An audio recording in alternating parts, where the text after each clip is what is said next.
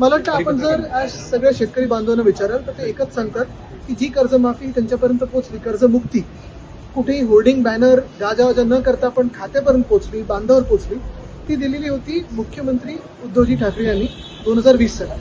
मला वाटतं त्याच्या आधीच्या घोषणा आणि त्याच्या नंतरच्या घोषणा ह्या सगळ्या पोकळ होत्या, आपल्याला माहिती होत्या. अपेक्षा हीच आहे, आशा हीच आहे की ह्यावेळीची घोषणा ही खात्यापर्यंत पोहोचेल अशी आपण अपेक्षा करू. आणि कुठेही जास्ती बॅनरबाजी होर्डिंगबाजीची गरज नाहीये, कारण आपण पाहतोय खर्च कमी करायला सांगितलं, खर्च वाचवायला सांगतात एका बाजूला सरकार, दुसऱ्या बाजूला जर बॅनरबाजी करणं असेल तर त्याला काही अर्थ नाही. राज्य निवडणूक आयोगाच्या आयुक्तांची तुम्ही भेट घेतली, नेमकं काय कारण आहे, कोणते मुद्दे आपल्याला आठवत असेल महाविकास आघाडी म्हणून आम्ही मागच्या आठवड्यात राज्य निवडणूक आयोगाची भेट घेतली, आज देखील घेतली. SIR सुरू जेव्हा होणार आहे, अजून झालेलं नाहीये, पण 30 जून पासून SIR सुरू होईल. त्याच्यात काही आमच्या ज्या अजून काही क्लॅरिटी पाहिजे होती गोष्टींना ती मागणी करायला. सर, अब्दुल सत्तार यांचं असं म्हणणं आहे की भारतीय जनता पक्ष हे शिवसेना संपवते. महायुतीमध्ये आता पुन्हा एकदा वाद निर्माण झालेले. ते जे शिवसेनेबद्दल बोलतायत, मिंदेंची शिवसेना नाहीये, शिवसेना ही उद्धव बाळासाहेब ठाकरे पक्षासोबतच आहे.